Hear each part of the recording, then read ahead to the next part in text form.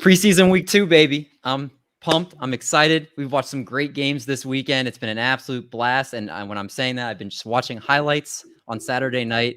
They definitely did not watch too many of the games. I'm really pumped to be here right now. Of course, joined by the one and only Kevin, a.k.a. DuBois_22. How's it going, man?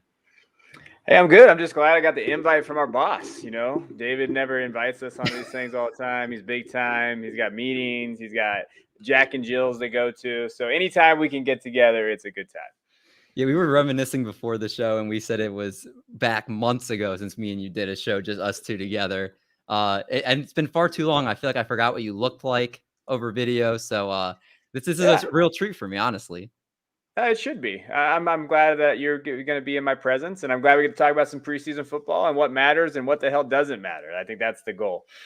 That's right, because there's a lot of ways you can overreact and underreact. But before we do any type of reaction, I need y'all to react to this intro.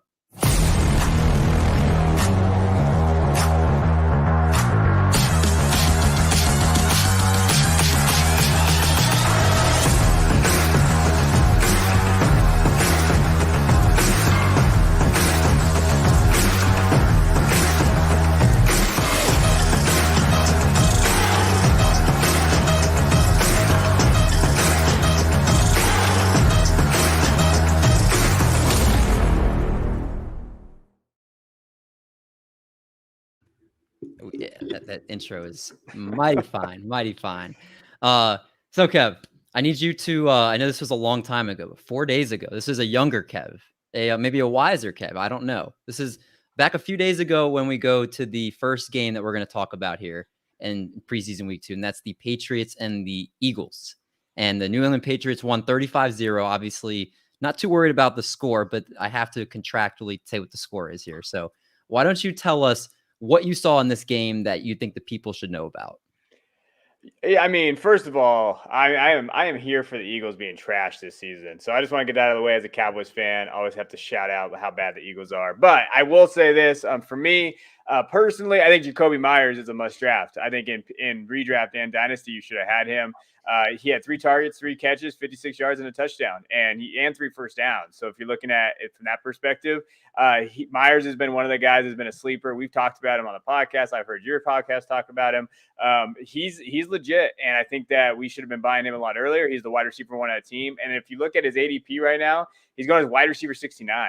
And that's nice. Just too big of a value. I mean, you got to grab him. I think that no matter who's going to be there. Now, there's a difference too. Like last season, after Cam went down, they didn't really have that backup option that was really going to be good for them in the passing game. Mac Jones is a legitimate starter in the league. I don't care what anybody says. I know he is, and he's going to be targeting Jacoby too. So that's the easiest smash for me in terms of like what stood out to me. And then Damian Harris, and I don't know if you're going to talk about him. I still think he's the running back 1 in that. So he's a good value as well.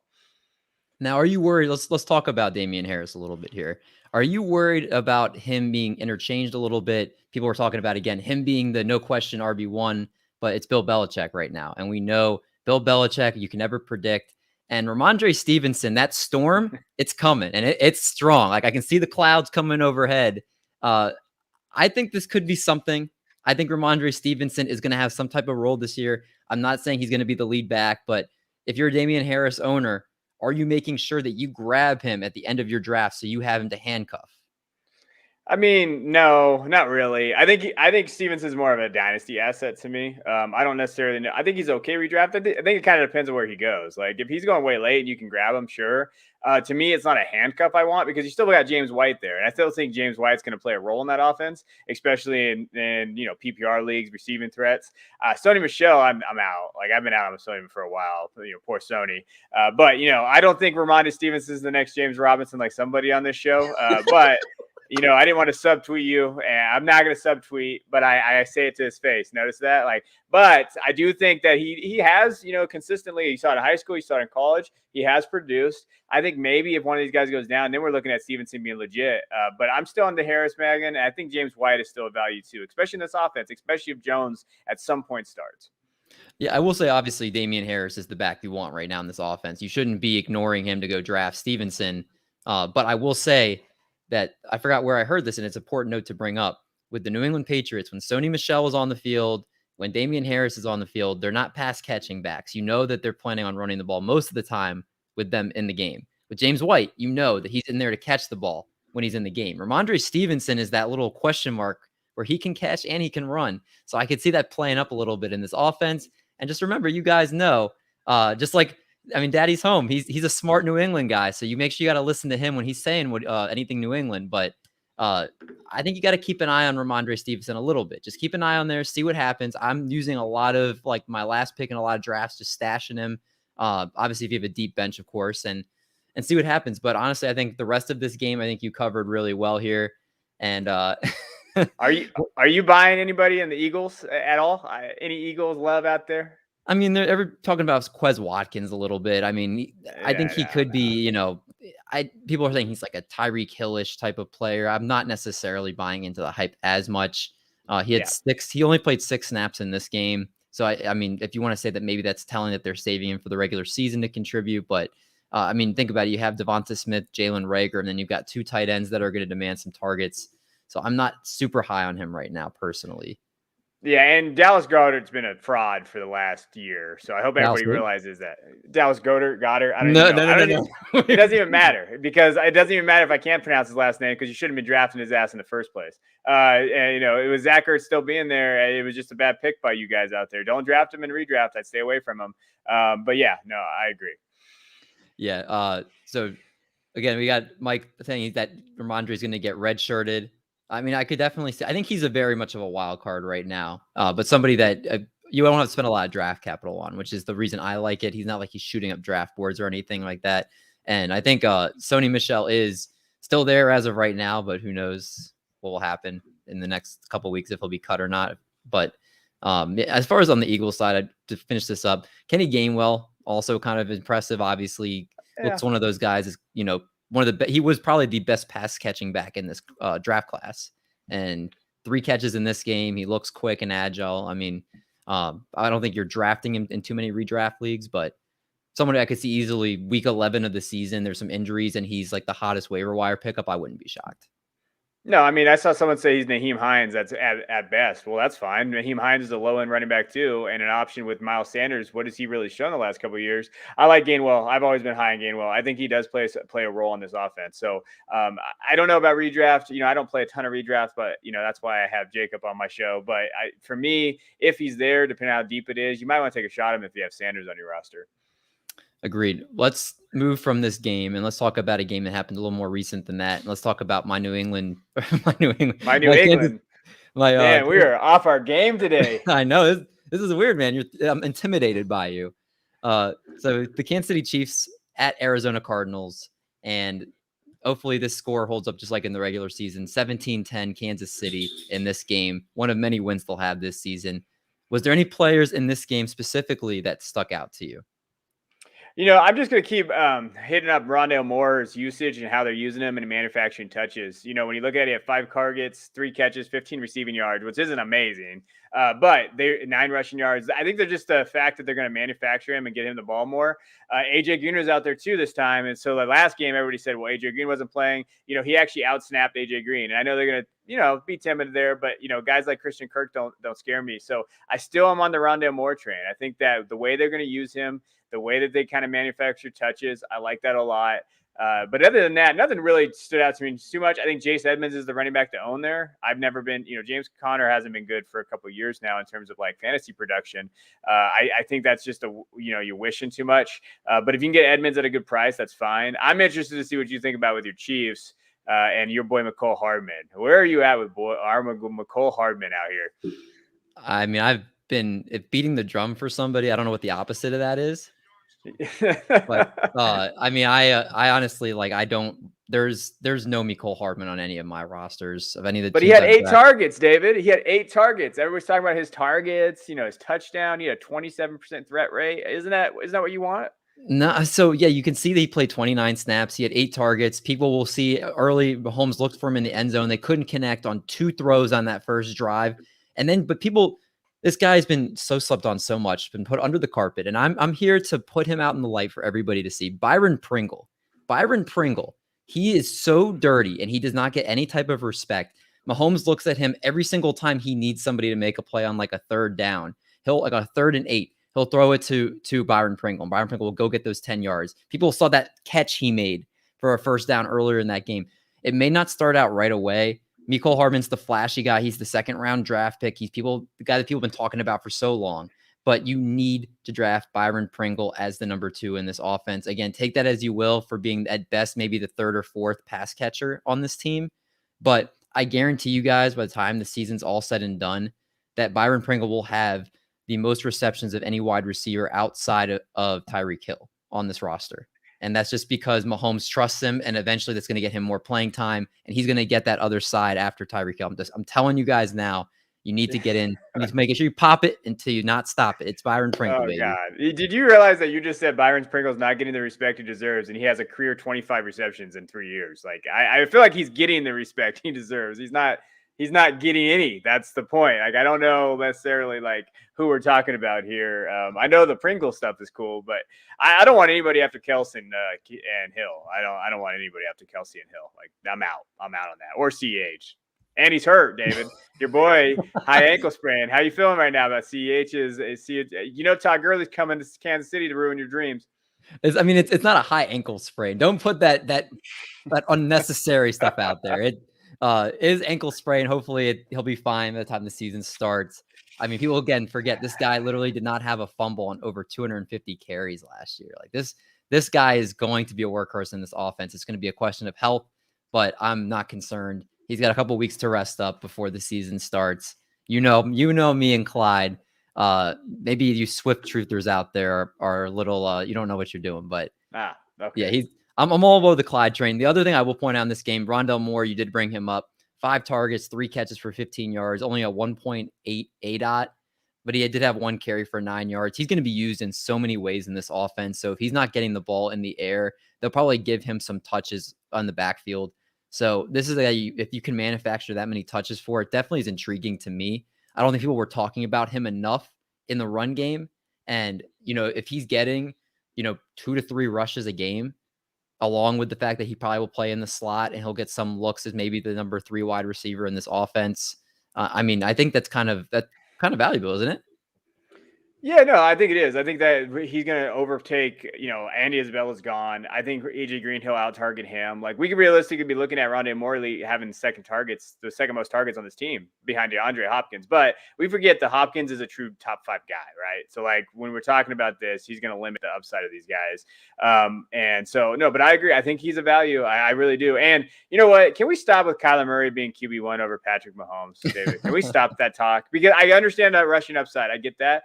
But when we're looking at offenses, Cliff Kingsbury runs a very elementary offense compared to what the Chiefs have. Like, I think people underestimate just how good the Chiefs offense is and their system and, what they've had there, Andy Reid, everything flows. And then when you look over at Arizona, Kingsbury might get fired this year. And that offense did not look good. That first quarter, they looked out of sync. And I know it's the preseason, but I think we see the talent in Murray, but just think of the system. And I think Mahomes is still QB1. He's definitely the safest one to be QB1. I know it's not the sexy pick, and I think sometimes people will chase that and they think like, hey, like it's, I want to pick the name, and I've done that to an extent too because I still have Russell Wilson as my QB1, but I'm not poo-pooing anybody that has Mahomes as their QB1. He's my QB2, but I think that's important to note. And then last thing in this game, just a couple running back notes.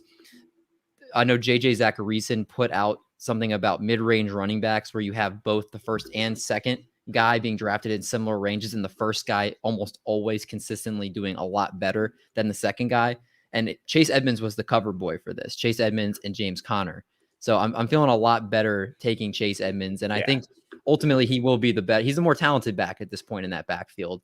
And as far as I hate saying this for CEH, one thing that I know that Stephania Bell put out was when she was at Chiefs camp, she noticed a lot of Jerick McKinnon specific packages at the goal line. So like they specifically wanted to use him in certain, Andy Reid in his playbook that he's always doing different things. So they have specific things for Jerick McKinnon when they get into the red zone. So that seeing that and actually came to fruition, there was a point where he had a package in this game. And that does scare me a little bit as a CEH owner. Hopefully it's not going to be a significant amount of work where he's going to get those touchdowns taken away from him. But he only had 4 touchdowns last year. So even if he went to 7 or 8, then he's still going to have a much better year than he did last year. So just keep an eye on those things. But let's move to the next game because I know we got a lot we got to get through here. the Washington football team over the Cincinnati Bengals, 17-13. Obviously, we saw a couple things in this game. Both teams, I think, hopeful that the offense will be more explosive when their players get to play a whole game here. But Kev, was there any fantasy relevant information you took away from these teams? Yeah, there's two big points. One, Jamar Chase had drops. Drops don't matter. I just stop it. Like I see it on Twitter now. People are gonna actually, you know what? They do matter. Just so you can push down his ADP because my home league is drafting today. I hope you're watching, and so that I can actually get him at a decent price because I do think he's getting a little overdraft and redraft. But drops don't matter. Stop. He's young. He hasn't played in the year. He's still talented. Stop it. I'm out on the drops thing. And then I saw something today. He had his first drop in practice. You know what? We're reaching now. The season needs to happen. And then on the other hand, Damian Brown, he had 12 snaps. He looked really good. I thought that he's gonna be a value in drafts this year. For me, those are the two. I think Damian Brown, 12 snaps. I think he's a value. I actually think I'd rather have Brown than Curtis Samuel. And I know that might be a hot take-ish, but I do. Hot. I think I like his ADP better than I like Brown's ADP way better than I like Curtis Samuel just because of the upside there. And I just think Terry McLaurin, and if they use Antonio Gibson in the passing game, I think that limits Samuel a little bit. But my biggest thing is don't worry about Jamar Chase. He's fine. And Damian Brown is a better value than Curtis Samuel. So I definitely, you're Kevin, you're definitely a boomer. The one thing I will say that I think Damian Brown definitely was opening some eyes. You saw some plays he was making, and there's room. I mean, Curtis Samuel obviously is the more proven player, but I don't think we'd be shocked if Damian Brown came in there and did something because he looks like he's a talented guy. But one of the things I've been watching carefully, and Kev, I'm interested to hear your thoughts on this guy, Antonio Gibson, who I've raised up more in my draft board than I had earlier this offseason. I have now as RB12. He was RB16 about a month ago for me. And I was still scared about his volume in the passing game. 7 carries for 28 yards. That's fine. But in this game, 2 catches for 19 yards on 2 targets and a little bit of playing time he had. He barely played on third down last year, Kevin. I wish I had the stat of the amount of third down snaps he played. I want to say it was in the single digits. It was hit incredibly low. So they did not have him on third down blocking, receiving, all that stuff. So that part still scares me. I know they're going to get him more involved this year, but do you think the 2 catches in the little bit he played in this game, does that give you enough confidence where you think he is going to be the Christian McCaffrey that everybody's calling him right now? Well, I can't call him Christian McCaffrey, but what I will say is I think that they will use him in similar fashion if he can stay healthy. Okay. Oh, hey, Nick, nice to shout out me. Appreciate it. But I will say if Gibson can stay healthy, and he can have that volume, with his ADP where he's going as a running back too, that I don't throw around league winner a lot because I think it's overused and it's pretty lazy. But I mean, with him as your running back too, I think that's a value, and I think that's where you can go there. I agree with you. I think, J.D. Mckissick he's overvalued, and they even talked about moving him down in your draft rankings.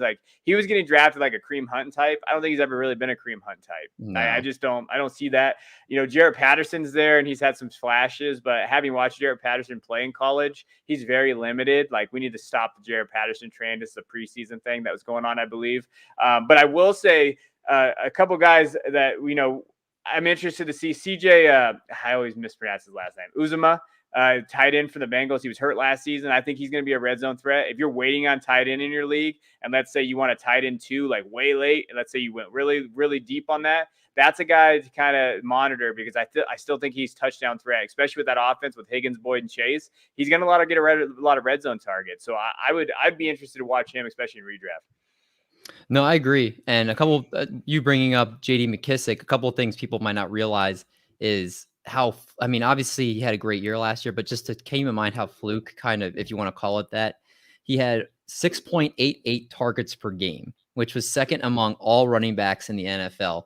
And he also had 80 catches last year, which again, both only trailed Alvin Kamara. So if you're talking about a guy and in their career year, and the fact that he was only fantasy relevant and I mean, if you want to say he was flex play-ish, he wasn't like he was an RB2 or anything. He was flex play-ish with 80 catches and the second most amount of running back targets outside of Alvin Kamara. So that's going down. I haven't drafted him anywhere. I don't know about you, Kev, but No, I mean, he had Alex Smith throwing to the ball, and like Alex Smith I love Alex Smith. Like, don't get me wrong, like what he was able to come back from, he was on one leg basically, just dumping it off. Like he had no ability to kind of get it. So I think his numbers got inflated by that. And you know what, Fitzpatrick's going to push the ball downfield, and I think if they do use people in that receiving game, it's going to be Gibson. No, I think again, Gibson, if he gets work in the receiving game, if you get him as an RB2, it's going to be an absolute value, an absolute steal. Let's talk about the next game here. And this is an interesting one. The Buffalo Bills at the Chicago Bears, and the Bills just absolutely just cooked them 41-15 in this game. Obviously, many fantasy relevant players did not play the majority of the game here, but we saw Justin Fields in week 2 after saying the game looked slow to him. I think that was where maybe that extra hit came in there just to remind him the game's not as slow as you think. But what were your thoughts on Justin Fields? What were your thoughts on any of the pass catchers or running backs in this game? Hey, Mitch Trubisky, QB1, baby. I bet this game. That's how degenerate I am, and I picked the Bills because of Mitch Trubisky because I figured he'd play the whole game. So that's just who I am. No, you know what, Nagy? You're trash. You are a terrible head coach. Andy Dalton should not start. I don't know what's going on with this. Like, I've never been a Justin Fields truther. I just believe in his talent. But I know they play the Rams first week of the year. Like, he is that talented, though. Like, you don't let a Ferrari sit in your garage and drive a Honda Civic like us teachers. Like, you don't do that. Like, you have a Ferrari. You have one. Unleash him. He has the talent. Yes, you play the Rams. They lost their defensive coordinator. They're a year older. There are some weaknesses in that linebacking crew. Like, they're not necessarily the best defense in the league this year. Let Fields go and because you know what you're limited behind Andy Dalton. Why would you put your team in a bad spot? You know you're going to lose to Andy Dalton. There is no way they win that first week with Andy Dalton. If they do, I will shave my head bald. Like, there is no way they win that week with Andy Dalton. Let Fields go. I don't understand it. It drives me crazy. Well, I hope Andy Dalton wins week 1 now. No, I will shave my head bald. There is no way. There is no possible way. One thing to keep in mind, though, I think everybody was going to draft Darnell Mooney. He only played, I believe, 2 snaps in this game. So obviously, you know how important he's going to be for them if they're trying to keep him ready for the season here. He's actually only played 5 snaps over the last 2 games, but 4 of those have come in the slot. And if you look, honestly, you look at his stats last year, his fantasy points per route run in the slot was 0.46 compared to 0.24 when he was out wide. So I think they really want to keep him in the slot. And he will probably be on the outside in 2 receiver sets. But obviously, anything other than that, I think they want to prefer to keep him in the slot. So just keep an eye on where they're using him. And obviously, for the most successful fantasy value he's going to have. But other than that, I mean, this game, I think, the score looks lopsided, but it was a Mitch Trubisky revenge game. Like you said, that was a smart bet. I would have made the same thing. Right. And I'm interested with the Bills tight end situation right now. Jacob Hollister coming in and making a little bit of a splash here. Dawson Knox, you already know, is the biggest touchdown vulture for most people that draft Bills relevant players. So I'm just interested to see if the tight end becomes anything relevant in Buffalo. I don't think it will be, but Jacob Hollister, you guys remember him. I think he was with the Patriots and the Seahawks before this. I feel like he'll definitely probably take some touchdowns away here or there. Who are you drafting? Devin Singletary or Zach Moss? If you have to pick, you can't say no one. I have to pick one. You have to pick one. Who are you taking? Go. I mean, I'm probably taking Zach Moss. They just really? You're taking Moss? I think so, man. Like, Devin Singletary, he is who he is. But Zach Moss, he was a rookie last year, and he was also hurt part of the season. But he's always hurt. He's always hurt, David. That's true. I give him, Singletary's already on my shit list. Like, Zach Moss has another year before he's off my shit list. So, I'm not saying I'm drafting him or trying to draft him, but if Zach Moss falls a few rounds, I'll take him and stash him on my bench if he actually does anything. So, what about is you Singletary all the way? I mean, not all the way. I'm not going to sit here and be like, yeah, Singletary. I was a big Singletary stan last year, so I would like everybody to know, I know that's stupid. But what I will say is, when you watch him play, he did score that touchdown. If they utilize him in the passing game, he'd be a lot better. The problem is Josh Allen doesn't utilize his running backs in the passing game. So we kind of got the Trubisky thing, and Trubisky's not going to start. So I do think that Singletary could be utilized in different ways, but yeah, I'm out. I'm out on both, but if I had to pick, I think Singletary, if they utilize in the pass game, is better. If Moss can score touchdowns, sure, but are you really going to rely on that? Because Josh Allen's going to run for touchdowns and you're going to vulture those two. And then especially if, like you said, Dawson Knox. If I had a gun to my head, I'd pick Singletary, but both their ADPs are really low. Like, you're going to have to draft one of these guys if you want to try to reach. But if you're a zero running back guy, I really think Singletary is the way to go. Way later, though. Like, we're not talking about running back 3 or 4. Yeah, either of these guys you shouldn't be pumped to draft, but if they have a value, I mean, I guess you'll Come take them on. at that point. I have Singletary in a lot of dynasty teams, so I'm hoping he has an okay couple games so I could trade him. Your voice sounds hopeful, not confident. So not confident. Let's talk about a game that I'm actually interested to hear your thoughts on this one. Not that I wasn't before, but now I'm extremely interested to hear your thoughts. You should be interested to hear my thoughts every time we talk. So let's talk about Zach Wilson and the New York Jets, who went to Green Bay and won 23-14. But Zach Wilson putting on a show, 9 of 11, 128 yards and 2 touchdowns, over 11 yards per attempt, which is, I think, something that's kind of interesting. It's not like these were like check down cherries or whatever you want to check down cherries. Check down cherries. I don't know what's a name that starts with a C.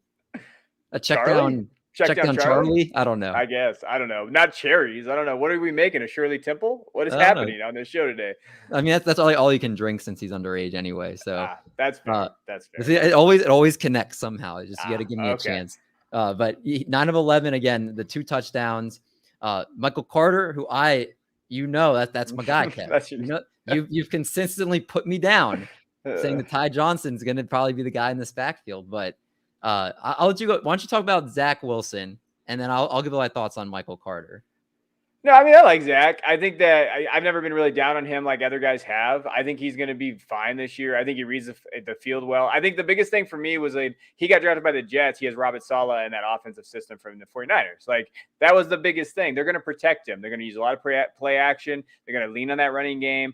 And I love that he targeted the hell out of Corey Davis. 6 targets, 4 receptions, 70 yards. And they have offensive weapons now around there. Like, this isn't the Jets of old. So, like, I think we have to get out of that mindset. I think still people thought that. I think Zach Wilson's going to be fine. I think the baby jokes are funny, and I think those things, but he's a very good quarterback. There's a reason why he went number 2. Now, would I have drafted him number 2? No. Like, we know that. But I still think he's going to be serviceable. I think in fantasy, he's going to have some up and down games this year, but in redraft, he's a solid QB2 option.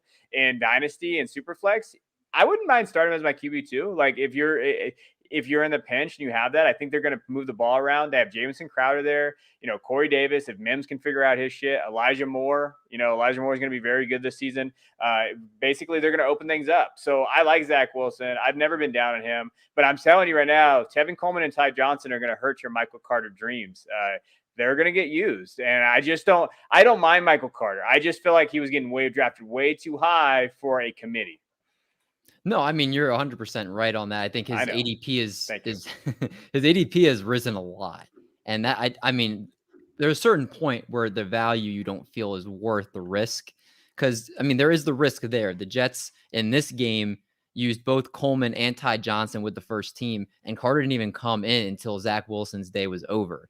So you can read into that what you want. It's going to look like be some type of rotation. I do think at the end of the day, whether it's injury or ineffectiveness, Tevin Coleman will not be a factor by halfway through the season. I think Tevin Coleman will be somebody that I'm not too concerned in this. I think Ty Johnson is the person I'm more like, okay, I can see a Ty Johnson, a 1A, and Carter 1B.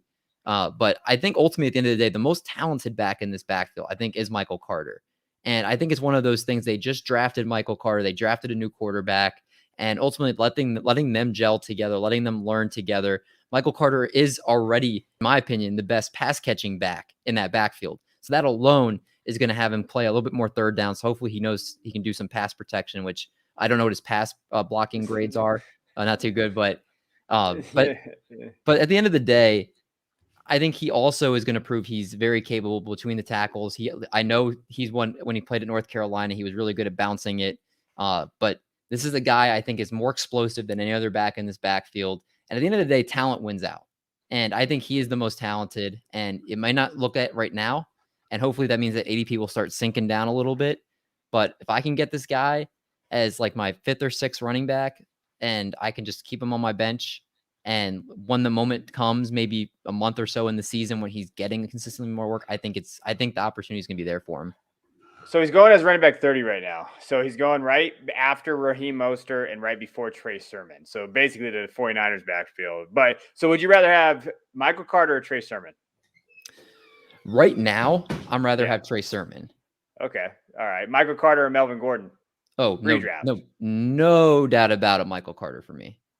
Okay. All right. Well, one last one. Michael Carter, Damian Harris. I'd probably take Damian Harris right now. Okay, and he's going as running back 34, and almost like a round later than Carter. I just think Carter's ADP is too high. Like I'm out on the ADP. That's kind of where I'm at. I definitely think it also depends on where you looked. I think on was that Fantasy Pros ADP you were looking at? This is 4 for 4, so they basically put all the rankings together. This is the only ones I truly trust. Don't tell I think Underdog has him a little lower. I don't remember, and I forgot where Fantasy Pros has him. So yeah, it also depends on where you're drafted. I know I did a draft on ESPN this past weekend or 2 weeks ago, and he was a little bit lower than that. I have to look where he was, but. Well, the real tragedy of this whole show is that you still use ESPN as a platform for fantasy. I think I literally have like a league on like I have like obviously Underdogs, Yahoo's, ESPN's, Sleeper. Like I have leagues like everywhere. I'm like actually overwhelmed. Too many leagues. But all right, let's get to the next game. I will also mention for the Packers side, AJ Dillon. I think is really going to be one of the best handcuffs you can have. And that's not any new information. 4 carries, 28 yards, but 5 yards after contact per carry. I think and he actually also had 2 catches in this game too. So if you draft Aaron Jones, make sure you go a round or 2 ahead. If you have to, make sure you get AJ Dillon because he's going to be a league winner. I think if Aaron Jones goes down, and again, this isn't new information, crazy new information, but he really does look the part. Let's talk about the next game on docket here, and that is the Atlanta Falcons visiting the Dolphins. The Dolphins won 37-17 here. A lot of skill players on display in this game.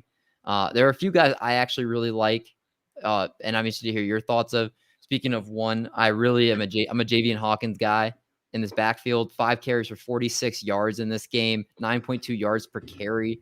I think he's the most explosive back in that backfield. Quadri Allison, another plodding game, 7 for 21. I think he's somebody that you can look at as someone you can take, if you don't draft him, just look at, for the free agent wire later on in the year. I think he'll be relevant. Malcolm Brown, 10 carries for 43 yards, but Myles Gaskin looking like that threat we've been waiting for. 6 carries for 27 yards and a touchdown, and also had 4 catches for 44 yards and a receiving touchdown. So he's that dual threat we were hoping. But Kev, I think we got to start with the cover boy for you here, Tua Tagovailoa. That's, again, you made the cover photo for him. So why don't you tell us what we should think about Tua and any other people that you want to talk about? No, I've been on Tua for a while because I just feel like people shit on kids like him. He was coming back from a devastating hip injury. And of course he didn't look great last year. I mean, the kid maybe should never played again if this was 10, 15 years ago. So like, I think Tua is a very solid QB2 option. And with his ADP where he's going at after I look it up right now, like I think he's valuable. And in that offense with the weapons that they have, I love Waddle. God, but can Waddle please just not play until the first week of the season? Every time that guy gets hit, I get worried just because I worry about like just that ankle. Like, come on. But when you look at Tua, he's going as QB20. So I like that in redraft. If you're going to get a late round QB2 option, you could get Tua and, you could have him there. And I still think I think he's a solid QB2. I'm not saying he's a QB1, but I think he looked good. He had zip on his ball. There was one play I watched where he was able to step up and he zipped it to the tight end about 15, 20 yards. And it just looked like the old Tua of old. And so, like, I'm super happy for him. I do think Myles Gaskin's going to play a very big role. And I love Myles Gaskin right now, especially because you got him on waivers in Dynasty. And this year, I still think he's a value in redraft because everybody said, Jared Dokes, all these guys, Salvin Ahmed, Malcolm Brown. Like, come on, guys. Like, I do think Myles Gaskin plays a role in PPR leagues. If you're playing in a half PPR standard, I'm probably going to stay away. But in PPR leagues, Gaskin's going to be a solid running back 2 option every week. I think that's going to be there. I liked what I saw from him. The Falcons, I don't know, man. I mean, I like Hawkins. Don't get me wrong. Like, I like what he was able to do. I just don't know what they're going to do with Mike Davis. And where's that value going to be? But the Dolphins are a sneaky fantasy option. Like when you look at what they have, Waddle's going to be very good. I hate to break it to everybody out there. There's a reason why he was my wide receiver too coming out.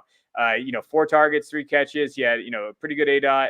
I do like what he's going to be used. I just get worried about that ankle. I don't want him to be in a return game. I know that's where he's very good at, but God, that's where he got hurt in the first place at Alabama. So a sneaky team, the Dolphins. I think they actually have some fantasy merit. I'm out on Devontae Parker though. Like I know he didn't play, but I'm get out of Devontae Parker.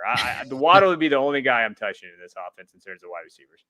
All right, I like it. Let's move to the next game here. Let's talk about the Baltimore Ravens at the Carolina Panthers.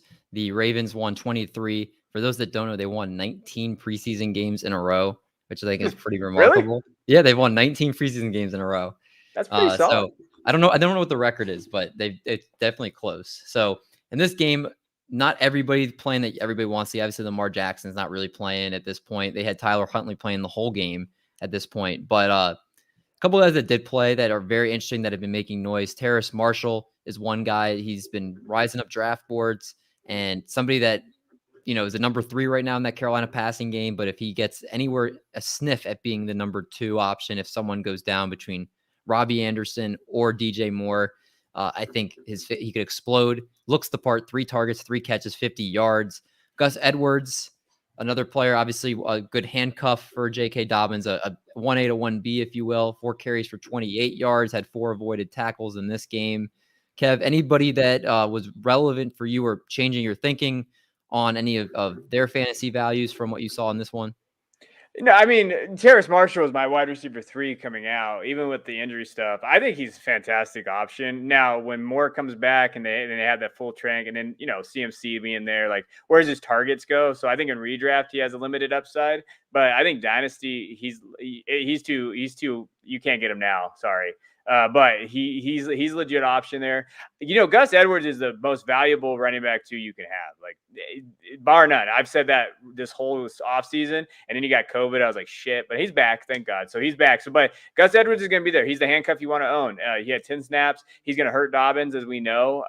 But he is the most valuable. I really think Edwards can be a flex option even with Dobbins healthy. Like, he's that guy like Hunt that we talk about, and he's going to be valuable there.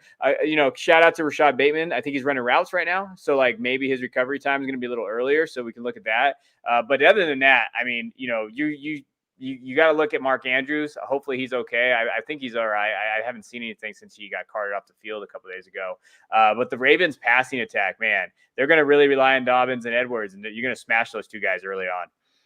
I will say I'm not going to identify the source because I was sworn to secrecy on the source, but I will say that someone that knows Mark Andrews and that worked with apparently, like, he was actually close to dying on the field, on the practice field that day when that thing went down, and that it's not something that's like going to be fixed tomorrow or the next day. She was saying that it might be could be a few weeks into the season before he looks like he's his normal self. So if that affects how you want to draft him, and again, I know this is kind of like information you don't know, I'm not naming the sort of, but I'm saying that just from strictly the field that she works in and the fact that she has the connections with Mark Andrews, this was something that was told to me on a podcast the other night. So just take that as information as you will with Mark Andrews. So I know that your fiance is probably gonna get mad because we're going way too long, but what I would say, can I go on a rant really quick? Okay, how can we like Terrace Marshall and Robbie Anderson and DJ Moore and CMC? I even saw some Dan Arnold love out there. But then you're like, oh, yeah, Sam Darnold sucks. Get the hell out of here. You can't like all of those weapons and then be like, well, but Sam Darnold, he's a terrible quarterback option. Who the hell is going to throw him the ball? Like, I know I'm a Darnold guy, and I don't try to talk about Darnold too much because everybody just rolls their eyes when they hear me talk about Darnold. But you can't like all those guys and be like, oh, yeah, Darnold's not a fantasy option. Get the hell out of here. Like, I don't understand how those 2 things don't work. Those 2 things don't go together. He's a solid QB2 option in Superflex, and he's a value right now. But sorry, I had to. I can't stop saying that Darnold isn't a good option, and then you list all of his weapons and say how great they are, their values. Oh my God, buy them. Like, just knock it off. Just stop. Sorry. All right. Well, while we're talking about rants here, why don't we talk about a team that plenty of people are going to be ranting about, and that's the Detroit Lions, who are just absolute trash. But I'll put this comment here before we move on to them. Made the mistake not getting TJ Hawkinson in the 5th. Instead, I got Kareem and Goddard in the 6th. How bad was that, Kev? What do you think? Oh, I mean, yeah, it seems like you maybe reached a little bit on Kareem. And to me, I'm just not a Goddard guy. As I mentioned earlier in the show, like Hawk could have been that option, and I probably would have had a Hawk. But hey, you never know. If Chubb goes down, then Kareem could be that running back 2 option. I just think both of Kareem and Goddard's ceilings are very limited. So like you really reached on their ceiling right with those 2 picks. I think that's the key. And as much as Hawk, I think is getting overdrafted right now, I would rather had Hawk in a 5th. Yeah, I agree with you, Kev. Let's talk about TJ Hawkinson's team and the Detroit Lions as we were getting to here. Some things that stood out to me: Ben Roethlisberger, 8 of 10, 2 touchdowns. I think he's going to be a really good QB2. If you got him as your QB2 in any super flex league, I think that's perfect value for him. I think he was QB 13 last year, and he's going as QB 24 right now. So, I mean, that to me, I think that he's going to return that value with the volume he's going to have in the passing game. Another thing that I noted was that fact that Najee Harris, again, he 4 carries, 10 yards, but 3 targets, 2 catches for 53 yards. And you're drafting Najee Harris knowing that he's probably going to have a 3.5 yards per carry average, but he's going to be having 20, 25 touches a week. And they're going to get him so involved in both the passing and the running game that the inefficiency is going to be overtaken by the fact that he just has so much volume. Were there any other things in this game that stuck out to you? Yeah, not really. I had a question for you about Najee. Would you rather have him or would you rather have Najee or Antonio Gibson? They're going back to back. Who would you trust more as your running back 1? You said Najee, Gibson, or who? No, Najee or Gibson. Well, who would you rather have? At this point right now, I'd rather have Najee. Whew. I think he's going to be more involved. I think I'm very confident he's going to be way more involved in the passing game, and he's not sharing duties in that backfield with anybody. And Antonio Gibson's going to be splitting with J.D. McKissick, and I'm sure that there'll be you've already seen Patterson getting mixed in a little bit there. It's like Najee Harris, ... then whoever else. Like to me, that's what separates it. Okay. No, I mean, I think that's fair. I would probably I'd probably go Gibson, but I just worry about the rookie stuff. Like I don't necessarily, I know Najee's great, and Najee's like 28, so he's not even a rookie anymore. But he came into there. So I agree. I think I'd maybe go with Gibson. But other than that, this game was bad. The Lions are tough, especially with the preseason guys. They don't have a lot of depth out there. Juju had 16 snaps. That was nice to see. But, besides that, Freiermuth had 2 touchdowns. But let's relax on the Freiermuth love. Yeah, I agree. And MB, give us, we'll answer your questions. Give us a round that you want us to start at as far as the late round guys. And then we can give you guys in that range as we move on here to our next game that we're going to talk about. And these 2 teams was not very even on the field, 34-3. The Titans absolutely it's like me and Kevin if we played head-to-head in a football game. It'd be a 34-3 type of destroying by my part on his end here. But a bunch of not very fantasy relevant guys you're going to be using in this game. Was there anything you took away from this matchup? No, this game was bad. The one thing I would say, like Anthony Firkser, people were talking about him being like a legit tight end kind of prospect later on. He got outsnapped by, or almost outsnapped by Tommy Hudson. These guys, like I think, and even on the depth chart they put out, I think he was second on their depth chart now. So like I think that train has kind of sailed a little bit, especially with Julio being there and stuff. The biggest thing is Julio's injured again.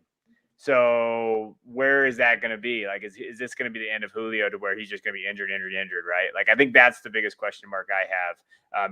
And he didn't even play in this game. But these other guys, I mean, Jalen Darden, I guess, maybe or Tyler Johnson. But no, there's no one really relevant here. Keyshawn Vaughn, 9 carries in this game. He actually got used, Kevin. He actually got used. That's good. I'm glad for him. But, I think Bernard's going to play a little bit more of a role than we like in this offense. And I still don't know if Leonard Fournette's going to make it. Yeah, that's why I've been so big on Ronald Jones, because you knew he wasn't a pass catcher. But Leonard Fournette's going to be taking a huge hit in the pass catching game. That's why I'm Rojo all the way, even though it's not sexy. I think he's somebody that I would rather have in this backfield if I had to pick one. Yeah, let's talk about the Battle of Texas with the Houston Texans and Dallas Cowboys. Houston Texans winning 20-14, maybe foreshadowing of Dallas's season. They're actually 0-3 right now, Kev. So I don't know how you feel about that. It's the preseason. I mean, come on. I will say, does Ben DiNucci make this roster? I mean, he better not. If I have to watch Ben DiNucci throw another ball, I don't know what I'm going to do. Like, come on. We can't get a backup quarterback that's legitimate. 14 of 19 for 120 yards and 3 touchdowns. Yikes. That's not a good game. Melvin Ingram actually got a lot of work in this one. 7 carries for 24 yards and a touchdown. Yeah. I think Philip Lindsay's the guy that you want in this backfield. I heard people, still bring up David Johnson, but I've been reading that they're converting David Johnson apparently to the Duke Johnson role, and then Philip Lindsay would take the other role. So yeah, if I'm taking it back in this Texans backfield, I think it's Philip Lindsay. I don't know if you feel differently. No, I'm taking Philip. I'm going to just take him because David Johnson's out. But Philip Lindsay, I still have Philip Lindsay in a lot of leagues. He's legitimate. He's going to be a legitimate plug and play guy. And I think that he has that PPR ability, and he's going to have those games where he goes off. So I'm on the Philip Lindsay train. But can we just talk about CD for a second? CD's a wide receiver 1, baby. Like, he's a wide receiver 1. I don't care what you guys say. He's already played 75% of the snaps out of the 12 personnel. And so when you look at that, like, that's legit. And he's also played in the slot, even though Michael Gallup was out there, and he's going to eat in the slot. That kid, CD, is going to be one of the best slot receivers if he can play there consistently. If Dak is there, I don't care how high his ADP goes. CD Lamb is getting on my dynasty team, or even on my redraft team. He's that good. How high would you rank him? What's the ceiling for him, Kev? Like redraft, like this year, where could he finish? Yeah. So let's give me the redraft bet. Like, what's his ceiling in terms of his finish, and then where are you having him in your rankings right now for redraft? So for me, I think he can finish as wide receiver 5. Like, I feel like that is a very realistic spot for him. And then in redraft, like in terms of my ranking goes, I would draft him as wide receiver 8. Okay, that's fair. I have him right now as, I believe, wide receiver 9. So I have him right around in that range. So no, I think that sky's the limit for him. But it's crazy you have to pay a 3rd round cost for him right now. When earlier in this draft season it was like 4th or 5th round. He's probably, I think, more than any other player, his value has shot through the roof as the offseason has gone on. Yeah, but I mean, he's that good. The only thing is Amari Cooper's there, and Dak's got to be healthy. Like, let's be honest here. If Dak's not healthy, then we're really struggling here with that ADP. And if Dak isn't healthy, then if you take CD that high, you're going to lose your league. So there's a little risk. Like, I'll be honest, there's a risk there. But I think I still want CD over Justin Jefferson, and I'm going to die with that on my headstone. I'm just going to die with it because that's the hill I'm dying on. No, I like it. I respect it. Justin Jefferson has nowhere to go but down pretty much, I think, at this point, because hard to replicate what he did last year. Well, if he goes up, we're going to look really stupid. But I agree. I agree with you. So let's talk about 2 unsexy teams here. The Indianapolis Colts and the Minnesota Vikings. The Colts winning 12-10. Backup of the battle of backup quarterbacks, Eason and Ellinger. Both of them, nothing great. Yeah. Vikings, Kirk Cousins, 5 of 7, 23 yards.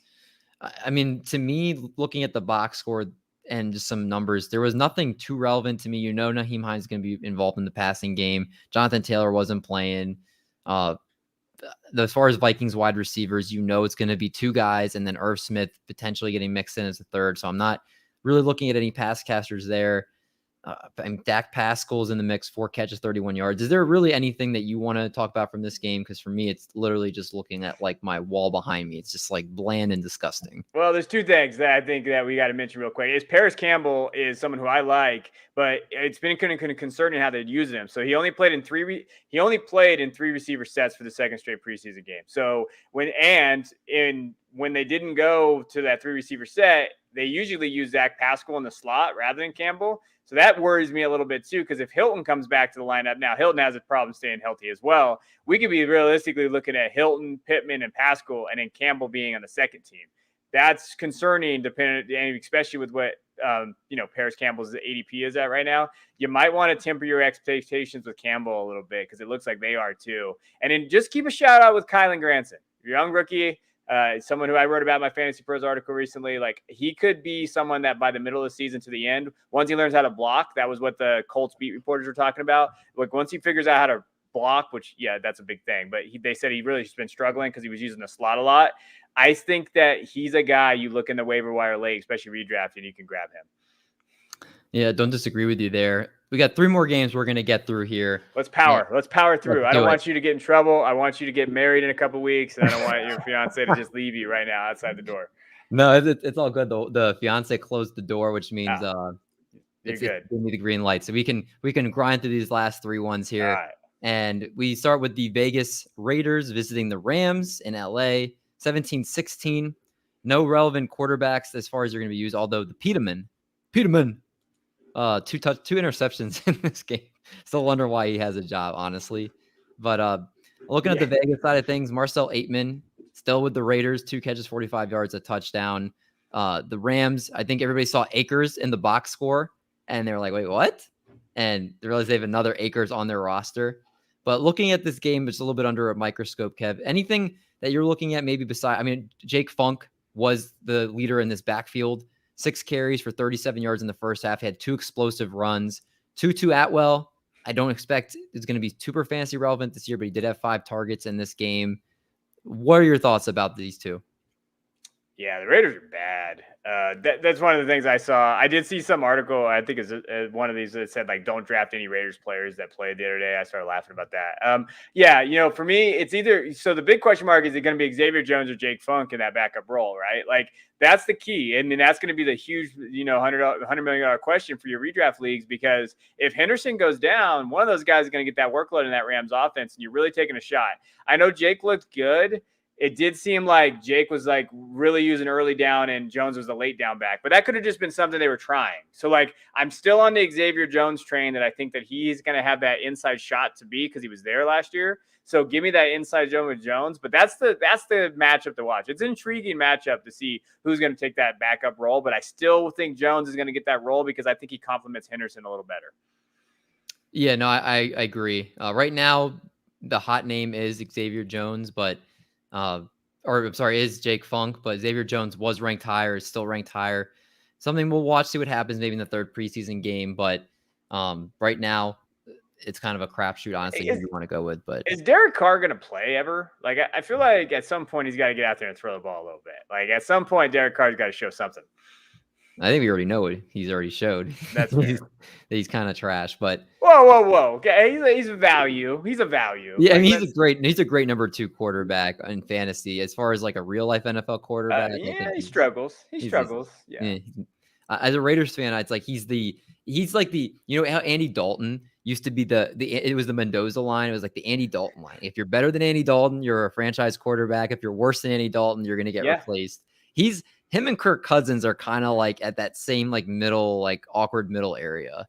I've known you for about a year now, a year and a half. That's the best take I've ever heard you say. I don't know if like that's a good indictment of our relationship, but that is a good call. He is the Mendoza line. That is exactly what Derek Carr is. I will take the compliments from you when I can get them. So I'll take that.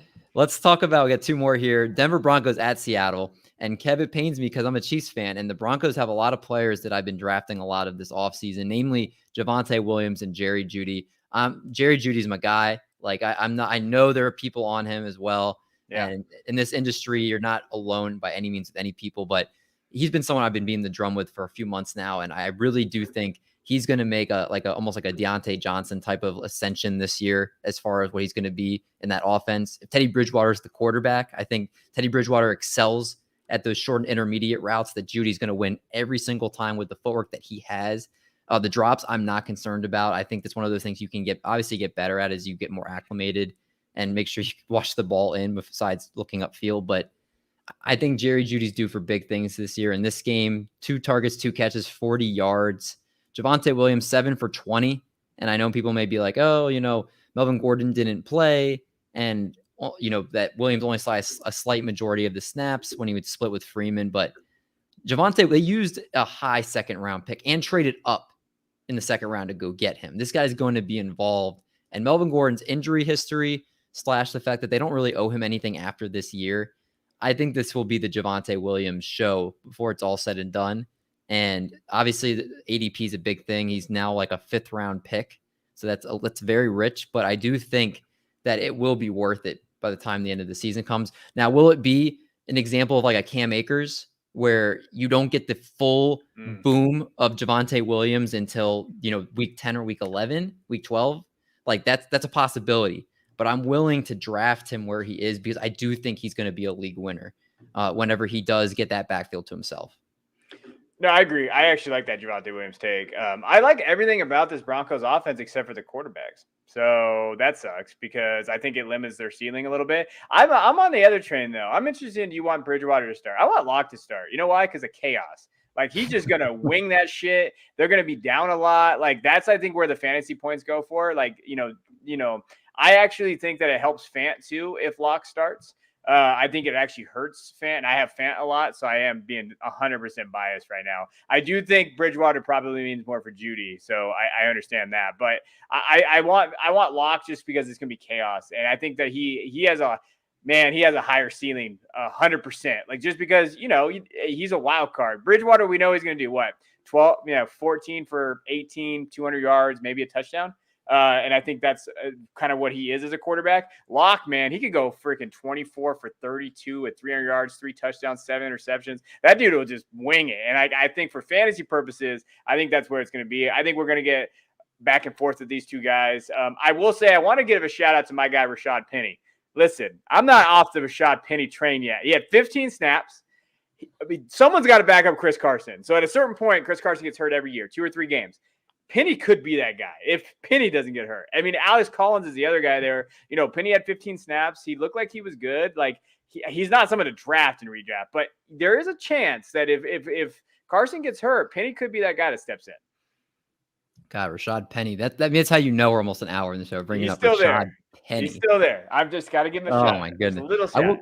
I will say the one thing with Bridgewater though. Keep in mind he did support two 1,000-yard receivers last year, so he can just like how people were talking we were bringing up with Darnold, and he obviously going to make players relevant. Like, if all these players are going to be good, it'll have to be good. Like, Bridgewater has shown he's not sexy and he can still make players relevant, and make them produce. He's very accurate too, well, we haven't gotten a real season of Locke yet either. Like, we've had snippets. Like, we don't know what a full season is. Now, I'm not analytical, right? So, like, don't get me wrong. I don't know what extrapolates means, but we haven't seen that, like, little small sample size and what Locke could be. Like, I still give out a little bit of hope for Locke. I hope my co-host is watching because I know he's a Locke. Oh yeah, Jacob's a true Drew Lock guy.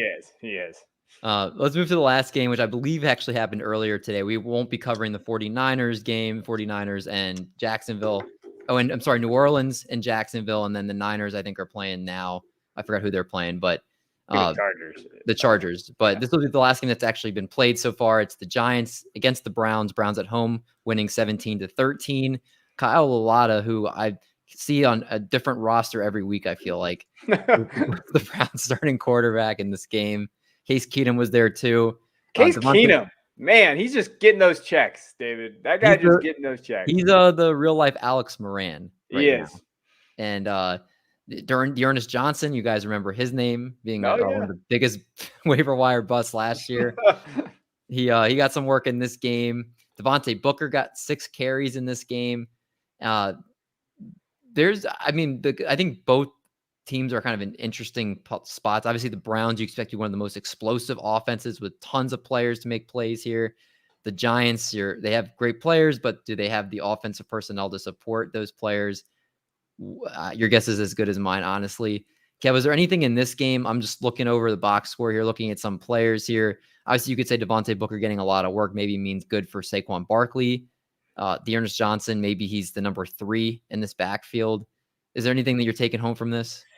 For me, it's if you're in a deeper league, draft Donovan Peoples-Jones. Like, I like him, and I know they reached out and they talked about him. I like Peoples-Jones just because I'm a Michigan guy, so I've seen him for a while. But 17.0 yard average of depth of target this year. And he's a big play option. I know OBJ is there, but I could realistically see Peoples-Jones stepping in and maybe taking a little bit from Landry as well. And Jarvis has, been injured as well. So I know this offense doesn't lend itself to have very fantasy relevant wide receivers. I get it. It's Stefanski's offense going to be run, play action. And then they're going to look for OBJ and those guys. But there was some chemistry between DPJ and Baker last year, so I could see him being there, and I think that he can win that job over Higgins, and I think in Dynasty especially.